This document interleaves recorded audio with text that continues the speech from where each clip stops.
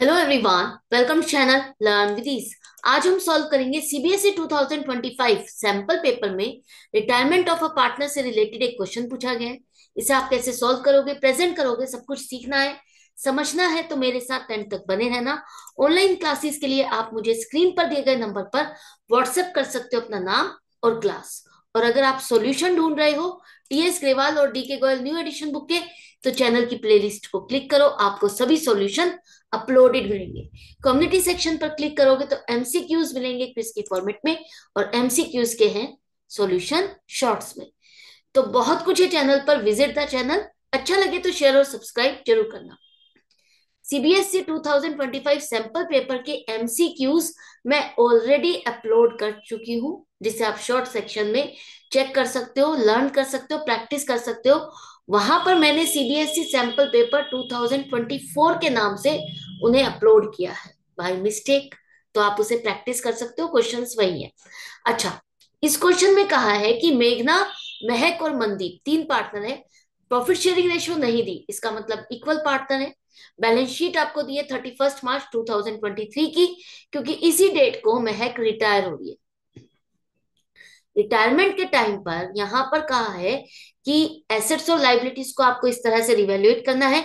पूरी फर्म की जो गुडविल है वो 12,000 है। इसके बाद महक की जो पेमेंट होनी है एंड ऑफ द टाइम, जो भी उसका क्लेम बनता है उसकी पेमेंट करनी है। और वो पेमेंट जो भी करनी है वो उतना अमाउंट मेघना और मनदीप इस तरह से लेकर आएंगे कि उनकी capital new profit sharing ratio के हिसाब से प्रोपोर्शनेट हो जाए। साथ में आपको कैश अकाउंट का बैलेंस 25,000 मेंटेन करना है। बनाना क्या है? रिवैल्यूएशन अकाउंट और पार्टनर्स कैपिटल अकाउंट। तो दोनों के फॉर्मेट जल्दी से तैयार रखो, ताकि साथ के साथ आप उसकी पोस्टिंग कर सको। तो सबसे पहले देखो, जब भी कोई पार्टनर रिटायर हो रहा है तो हमें गुडविल की एडजस्टमेंट करनी है। तो गुडविल की एडजस्टमेंट के लिए आपके पास क्या है? Ratio, old ratio 1:1:1। अगर महक जा रही है तो महक के जाने के बाद मेघना और मनदीप किस तरह प्रॉफिट को बांटेंगे आगे? क्वेश्चन में कुछ भी मेंशन नहीं है। इसका मतलब इनकी वही रेशियो रहने वाली है जैसे पहले थी। जैसे ये पहले बांटते थे प्रॉफिट को, उसी तरह से आगे भी बांटने वाले हैं। मतलब 1:1। इनकी न्यू रेशो हो गई 1:1। अब जो मनदीप है उसका शेयर ऑफ प्रॉफिट 1/3 किसको मिला? इसका शेयर ऑफ प्रॉफिट 1/3 किसको मिला इसके जाने के बाद? ये भी कहीं क्वेश्चन में मेंशन नहीं है कि किसने कितना टेक ओवर किया, किसको कितना ट्रांसफर हुआ, कुछ भी मेंशन नहीं है। इसका मतलब जो महक है उसका शेयर ऑफ प्रॉफिट इन दोनों ने अपनी प्रॉफिट शेयरिंग रेशियो में ही बांटा है। तो जिस हिसाब से बांटा जाता है, डिस्ट्रीब्यूट किया जाता है, वही आपकी गेनिंग रेशियो होती है। तो 1:1 इज योर गेनिंग रेशियो। इसके बाद हमें चाहिए महक, रिटायरिंग पार्टनर का शेयर ऑफ गुडविल। अगर पूरी फर्म की गुडविल 12,000 है तो 1/3 इसका हिस्सा हो जाएगा 4,000। अब यहां पर दोनों चीज आपके पास आ गई, तो हमें ये किसके अकाउंट में ट्रांसफर करना है? 4,000 आपको ट्रांसफर करने हैं महक के अकाउंट में, लेकिन किससे लेकर के? मेघना और मनदीप से लेकर के। तो मेघना और मनदीप कैपिटल अकाउंट डेबिट होंगे। इक्वल है ना ratio, gaining ratio.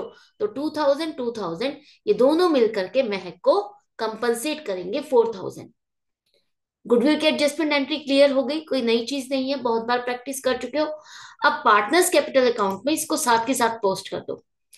Opening balance लिखो बैलेंस शीट से पहले, 20,000, 14,500 और 10,000। इसके बाद जो गुडविल आपने दी महक को, किस किसने दी है? मेघना और मनदीप ने 2,000 दिए। इन दोनों के अकाउंट से डेबिट हो जाएगा, क्योंकि इन दोनों के अकाउंट डेबिट हुए और इस महक का अकाउंट आपने क्रेडिट किया था। गुडविल के एडजस्टमेंट में महक का अकाउंट तो क्रेडिट हुआ है 4,000 से, इन दोनों से 2,000 रुपए मिले। और मेघना और मनदीप का अकाउंट डेबिट हुआ था, तो इन दोनों के अकाउंट में डेबिट साइड पर लिखोगे 2,000 2,000। नेक्स्ट स्टेप हमारा होता है कि हम चेक करें कोई बैलेंस शीट में रिजर्व है। हाँ, जनरल रिजर्व है 7,500 के, जो कि आप ओल्ड रेशियो में सभी पार्टनर से बांटोगे। तो ओल्ड रेशियो 1:1:1 के रेशियो में अगर आप जनरल रिजर्व को बांटोगे तो सबके हिस्से कितना आएगा? 2,500 2,500 2,500। तो बाय जनरल रिजर्व भी हो गया आपका। अब नेक्स्ट स्टेप आ जाता है हमारा रिवैल्यूएशन का। तो रिवैल्यूएशन में कहा है कि स्टॉक आपका 5% से रिड्यूस हो गया, और फर्नीचर 10% से रिड्यूस हो गया। तो स्टॉक 5%, स्टॉक आपका कितना है 28,000 का, इसका 5% रिड्यूस हो गया, मतलब 1400। रिड्यूस होना, एसेट की वैल्यू डिक्रीज होना आपके लिए नुकसान है, तो रिवैल्यूएशन में डेबिट साइड पे लिखोगे। इसी तरह से टू फर्नीचर अकाउंट 10% से डिक्रीज हुआ है, तो 5,000 का 10% 500। तो ये दोनों आपका एसेट में डिक्रीज होना आपके लिए नुकसान हो गया। इसी तरह से आपको provision for doubtful debts 10% maintain करना है। तो डेटर्स आपके 20,000 है, इसका 10% आपका हो जाएगा 2,000। 2,000 अगर आप डेटर्स का प्रोविजन करते हो, एक तरह से खर्चा है, डेटर्स में से ही अमाउंट रिजर्व में ट्रांसफर कर रहे हो, तो एसेट एक तरह से कम हो गई है, तो यहां पर आप इसको भी डेबिट करोगे। नेक्स्ट है आपके क्रेडिटर्स हैं 8,000 के, जो कि 7,100 में सेटल हो गए। अब लाइबिलिटी की पेमेंट आपको कम करनी पड़ रही है, तो जो 900 रुपीज आपने कम पे किए आपके लिए फायदा है। लाइबिलिटी डिक्रीज होना फायदा है, जिससे हम रिवैल्यूएशन में क्रेडिट साइड पे लिखेंगे बाय क्रेडिटर्स अकाउंट 900। अब आपका डेबिट साइड का टोटल ज्यादा है क्रेडिट साइड से, तो जो लॉस आ रहा है 3,000 का, वो तीनों पार्टनर्स में इनकी प्रॉफिट शेयरिंग रेशियो में बढ़ जाएगा 1:1:1, 1,000 1,000 1,000। एंड में लिखो टोटल, आपका रिवैल्यूएशन अकाउंट कंप्लीट हो गया। अब जो ये लॉस है हम पार्टनर्स के अकाउंट में ट्रांसफर करेंगे। लॉस है तो पार्टनर्स के अकाउंट डेबिट होंगे to revaluation account 1,000 rupees 1,000 rupees 1,000 rupees. अब आपने सारी एडजस्टमेंट्स कर ली है, तो अब बारी आ गई है कि हम चेक करें कि महक का क्लेम कितना बनता है, क्योंकि जो भी महक का क्लेम बनता है वो उसको पेमेंट होनी है। तो महक का क्लेम बनता है, क्रेडिट साइड का टोटल है 21,000, डेबिट है 1,000, 20,000 रुपीज इसको पे करना है, तो टू कैश अकाउंट हम इसकी पेमेंट कर देते हैं 20,000। इसके बाद कहा है कि जो महक को पेमेंट की गई है उसके लिए पैसा मेघना और मनदीप दोनों लेकर आए हैं, और इस तरह से लेकर आए हैं कि इनकी कैपिटल भी प्रोपोर्शनेट हो जाए। तो कैसे करोगे, देखो सबसे पहले हमारी रेशियो क्या है, हमारी रेशियो है 1:1:1, है ना, और न्यू रेशियो 1:1 है, राइट। तो अगर मेघना, महक को हमें जो पैसा देना है वो 20,000 है, इसका मतलब इन दोनों को मिलकर के ये पैसा 20,000 और इन्वेस्ट करना है। साथ में ही कहा है कि आपको कैश का जो बैलेंस है वो 25,000 मेंटेन करना है। हमारे पास 27,000 है बैलेंस शीट में, जिसमें से हमने एक क्रेडिटर को 7,100 की पेमेंट कर दी, तो बचा कितना 19,900। मेंटेन हमें 25,000 करना है, तो 5,100 जो कम पड़ रहा है ये पैसा भी हमें और चाहिए, तभी तो 25,000 मेंटेन रह पाएगा। तो इन दोनों का अमाउंट मिला करके ये फंड और है जो कि फर्म में और चाहिए, इन्वेस्टमेंट चाहिए। तो ये इन्वेस्टमेंट कौन करेगा, मेघना और मनदीप दोनों मिलकर के। तो इन दोनों की जो ऑलरेडी कैपिटल है, मेघना की कैपिटल कितनी है देखो, टोटल करो, मेघना का यहाँ पर 22,500 माइनस 3,000, 19,500 आएगा, और मनदीप का आएगा 12,500 माइनस 3,000, 9,500। तो इन दोनों का जो इन्वेस्टेड अमाउंट है प्लस जो इनको और इन्वेस्टमेंट करनी है, तो टोटल मिलाकर के ये पैसा क्या हो गई, total capital of the fund. अगर ये पैसा और ये इन्वेस्ट कर देंगे तो दोनों ने ही तो इन्वेस्ट करना है, तो ये सारा पैसा मिला करके पूरी फर्म की कैपिटल अब कितनी मेंटेन होगी, 54,100। पूरी फर्म की कैपिटल अब आपको मेंटेन करनी है 54,100, जो कि न्यू रेशियो 1:1 के हिसाब से आपको लेनी है। मेघना की हो जाएगी 27,050 रुपीज, उसके कैपिटल कितनी है इस वक्त 19,500। तो जो शॉर्ट पड़ रहा है अमाउंट वो मेघना और इन्वेस्ट करेगी, ताकि उसकी कैपिटल प्रोपोर्शनेट हो जाए और इतना फंड जो फर्म में चाहिए वो आ जाए। इसी तरह से मनदीप की कैपिटल भी हो जाएगी हाफ, 27,550 रुपीज।